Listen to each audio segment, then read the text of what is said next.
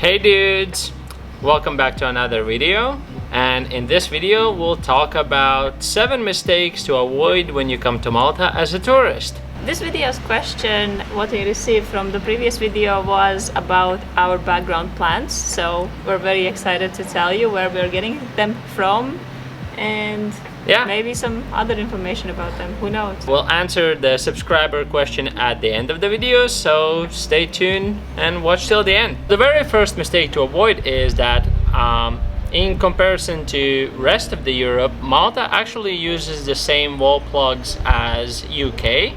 If you're coming from Europe or anywhere else, make sure that you get the UK plug adapters so that you can charge your devices and all those things. Of course, in Malta, they do sell the adapters from different countries to Malta so that you could charge. You can buy them on pretty much most streets. There are these little vendors that would cost you about $3, but they're kind of sketchy and might ruin your wires. So maybe avoid those and grab something from your own country or something in bigger shops that you could probably trust more.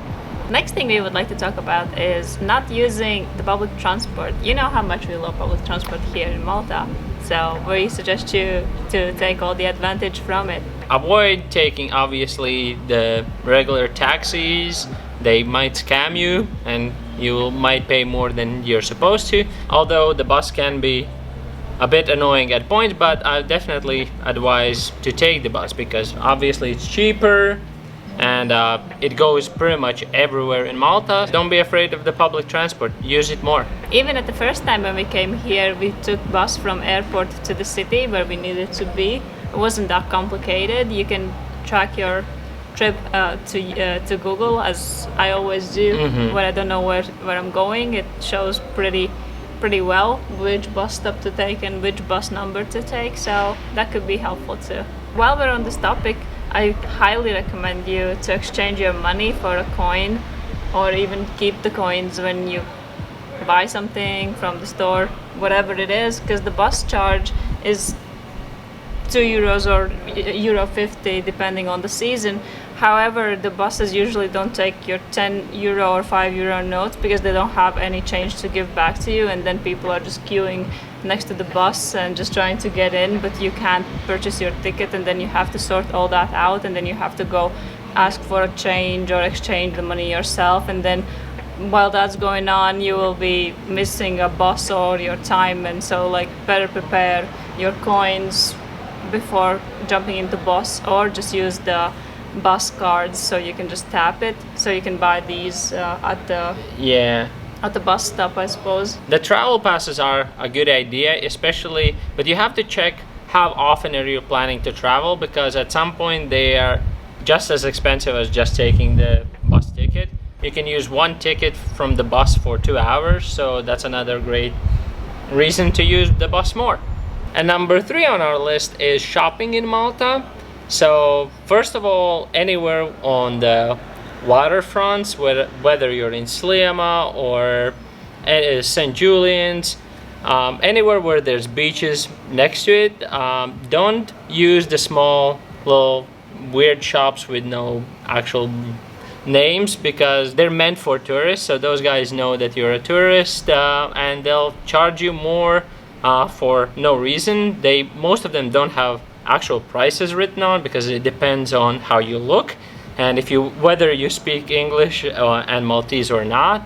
So yeah, try to avoid these ones. Try to use a bit more known ones, like there's Dave's and Convenience Shop and even Spar, because those guys have more fixed prices, and even if you go just a couple of streets inside, the prices drop already. So, or just Google where you're gonna stay and try to find the big shops like Lidl, which is our favorite, which is the cheapest. Also, if you're in Valletta and you're trying to get your groceries or get your dinner sorted, don't rely that you will be able to get anything there, because what you will find is that the store there is basically very souvenir-ish kind of. They don't have much food shops around there. They have some restaurants and cafes, but if you're just for normal groceries, they just have this one super fancy shop somewhere in the corner. And it's actually built in the basement, so it's not a good chance that you even find this one. It's surrounded by more restaurants so that you wouldn't use it, but everything there will cost as if you're in, I don't know, an airport or something. So I don't know why that exists. So yeah, avoid your main shopping from Valletta. Yeah.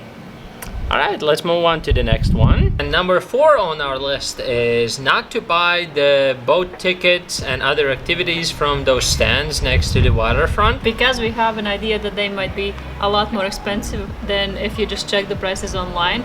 The other thing what we would like you to do, in case you like to save your money and prepare for trips like we do, you might as well visit the website that they have Deals Today Malta, and they usually have all these boat trips listed for cheaper, sometimes even a lot cheaper. If the regular price would be 20 euros, it would sell for 15 or 10 euros. I think that's how we tried our first 2 of our boat trips. We went to Comino and went to Gozo, and it's usually a lot cheaper. You can save a lot more money, and also the Deals Today webpage has a lot more different activities. So we took subboarding in the summer and paid practically nothing. It was really cheap, and on those street places, 10 euros we paid for an hour or half an hour, I don't know, but like a long time. And if you would just go to those places looking like a tourist, they would be like, okay, you're gonna pay a lot more for the same thing. So check that website out. Obviously we're not linked to it, but we just like to save some bucks. Number 5 on our list is not to overbook your holidays, meaning that don't try to put every little thing in those couple of days that you're here visiting, especially talking about visiting Gozo. Gozo is another island that is within the Malta Islands, which is the second island that is livable, and there's actually things to do and see, and it's really nice to visit. But if you're here only for 2-3 days, don't plan that in, rather just leave it out and check Malta instead, because if you're going for Gozo, you probably want to give it 2 days just on its own. There's a lot to see. Gozo, even though Malta's a small island and Gozo's an even smaller island, there's a lot to see and it has a lot to offer. So yeah, take your time exploring Gozo. So we did this mistake the first time we came here. We just took the boat trip just because we wanted to see it and know that we went there, but we didn't see anything in comparison to when we actually booked our what is it? Gozo staycation? Yeah, Gozo staycation. So we'll show you some videos right here that you can have some inspiration from what to see and what to do there. Because when you go to Gozo, it takes a long time to get from the center where you likely be staying in Slema or Valletta.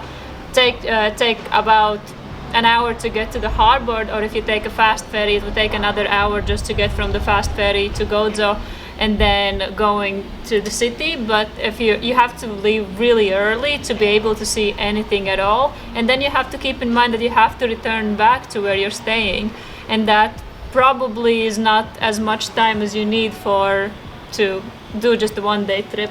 Even from Gozo harbor, once you arrive to that harbor, there's still, I don't know, 40-minute ride to the center. Maybe the best tip is if you're located in a central area and you're staying here only for a couple of days, pick the most popular locations or the things that you want to do the most. Like, let's say you want to go to the beach, you want to go to Slima, or you want to go to Valletta, and then just like kind of check the central region. Or if you're here for the nature and not that popular places, you might want to Google those out and just like kind of plan your trip around that. And if you really want to go just to Gozo, then you probably won't have enough time to go to Valletta or to Blue Grotto and that kind of thing. So plan in advance and calculate accordingly so you don't overplan your things. Otherwise you're not going to be able to see as much as you like. Yeah, and even those, as you said, the most popular places, the most cliche places, they're still amazing, and they are worth seeing, because if you're going to go there, you're going to spend some time there. It's not going to be like you go there for 10 minutes and then you're ready to go to the next destination. And number 6 mistake to avoid is taking the wrong shoes, because you just want to look cool in the pictures. In Malta, wherever you're gonna go, in any place that you're gonna see, the most popular spots, the cities, you will have to walk a lot. And even though, yeah, you might want to look nice in the pictures, put some high heels or whatever, you're gonna have to walk a lot. So rather take some comfy shoes that you know you can walk a lot in, because even just to walk around Valletta, it's gonna take you hours and hours of walking and climbing steps. Or if you want to see the nature like Blue Grotto or the Gozo, the city center and the old castle, you have to walk so much. So take some shoes that you really feel comfy in, and you will not regret that part. And that's the thing, you can always pack your flip-flops because they don't take much space, but don't think that you will be able to walk a lot in them. Like you say, in Valletta, it's only pedestrian city really, so you can't really get around with a car. Even if you go with the car, you're not going to see anything, so all the sites are in the city center, so you're gonna walk, you're not going to get there any other way. And also if you go to the Blue Grotto and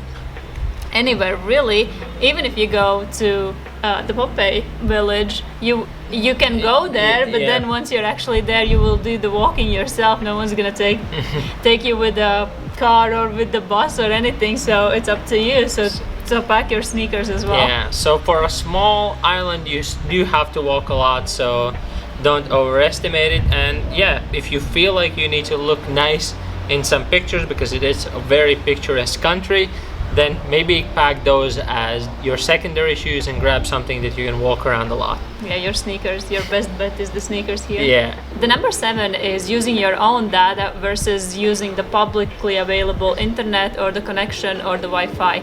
So as you know, when you travel, you have your data, you have to pay extra for it, as you don't have the local phone number or the company to pay for. But here in Malta, you can find and fairly easily access the Wi-Fi in the city center, in shops, in shopping malls, on the bus. You can connect to Wi-Fi. So my recommendation is, whenever it's possible, turn your data off and just try to find free Wi-Fi and then try to connect to it. And in most cases, you will be able to do so. Yeah, so that's another reason to use the bus more, because if you're gonna travel a lot to different places, you have easily about an hour just to check whatever your social media and post pictures or whatever, just sitting on the bus, because it has free public Wi-Fi. And all these, in many different places that you have to kind of visit, you do have these hotspots that you just get free Wi-Fi. So you can check your likes while not spending any money. So those were our 7 tips or recommendations if you visit here as a tourist and you don't have much experience with Malta. However, we have prepared you another bonus fact. Leaving Malta without trying a good pasticci. For someone who is not lived here or spent more time here, the pasticci places, pasticerias, they kind of look a bit sketchy, and we didn't try them the first time around. I think we tried them in Valletta because it looked more safe. Yeah. However, if you see them on the street, you would be like, I don't think this is the place I would go. Even if they look sketchy and weird, you have to try them before leaving Malta. So, and ask for cheesecakes, because that's how you're gonna know you're getting served the best that they have. And the very worst thing you can do is, when you actually go and try your pasticci, is paying 50 cents for it rather than 40. Don't overpay for your pasticci. Yeah, so those are our mistakes to avoid when coming here. And now we would like to answer our subscriber question of the week. Where did we get these plants from? Yeah, we have... Where did we get these plants from? Oh, I can easily explain this one, right? So we have some plants as our background. This beautiful cactus was found on the street, I guess, and then just planted in the pot, and then it just grew 3 meters long. One small piece is enough to just plant the whole plantation with them. It wasn't this big, it was just this one tiny thing, and then it just starts growing and growing. They are good survivors, they don't ask for much. This big one, we actually bought in a, what is it, like a garden shop or something like that. We bought it for, I don't know, But it was like this big, and then again we planted outside in this pot, and it just grew like an actual tree. We don't treat them well, or we don't put anything for them to grow. They just If anything, we overwater them because we have the air conditioning water coming down on the balcony in the bucket, and then once the bucket is full, we just kind of Yeah, put so- all the bucket on the plants, and they seem to like it because they feel hot, and so works Then- for us. This guy was the same. We just found it and planted it in. And this is just a weed. It shouldn't be here. Yeah. And these grow like big bushes on the streets, like for the beauty purposes, because they have these pink flowers when they flower. But it accidentally started growing here, so we never actually dig it out, and so it now grows into like It, a real plant. yeah, so it looks like a nice bush thing, but we just never pulled it out because it looked interesting and it's a nice cover. So And on this side again, another one exactly like the Yeah. other pink bush is growing. So apparently they just like multiply fast and well, so you don't have to. yeah, and worry about? I like the way they look, so we don't. Yeah, just keep them. And then some of our plants didn't survive. The ones that they would recommend at the plant shops that you're not gonna be able to kill these. Oh yeah, They are all dead. yeah, we killed So- them. Then that guy, well, that's just an ugly weed, I but don't think you can see them. Yeah, that's weed as well. Like yeah, I'll but show. it just helps as a cover from the street. So I mean, whatever. It's not like we have anything else in that pot at the moment, Yeah. so it's not. And then this is like really, really old, ancient leek. yeah, It just started as like a supermarket little leaky thing, green yeah. We green just onions. I guess that's how you call them. And then there's just like spring onion. yeah, and it just overgrew and it's been flowering for like 3 times, and I think it can just like replenish itself. Yeah. At one point, there's gonna be an onion farm. Yeah, but that's our garden. Most of these things are super unique, so you can't buy them. You can purchase them, but if you leave your pot outside for long enough, they will find their way and start growing. Yeah, in them. things just start growing here. We don't really mind. It is Yeah. looks like a nice garden for us. Well, maybe you could buy this one, but If you like, you can buy palm trees and all kinds of green stuff. They have a lot of plant shops around, but Yeah. if you want, you can just find cactus on the field and just like take a little piece and then plant that little piece in, and you will have cactus fields like these behind us. We have to actually have 2 different cactuses here. I don't know if you can see this one. this one as well, and then there's a mini one. And then yeah, we'll show you the and mini that one. one. So all of them are. I don't think we bought any of those. No, they're all from like just pieces that fell on the Walkways. yeah, and we just picked them up and planted, and they're very resilient plants. And Malta, We have bought the palm tree actually, and we have bought the lemon tree that's dying in the background. But other than that, everything else kind of finds its way to grow here. yeah. So that's our answer to the weekly question. Yeah. So if you want us to answer to more questions or Ask those questions. ask those questions, we'll answer them in the next video that we'll make. I guess we're ending the video here. So if you like this video, you can play to your plants. And if you want us to make more videos like this one, you could subscribe. That would be great. And we'll see you in the next video. Bye.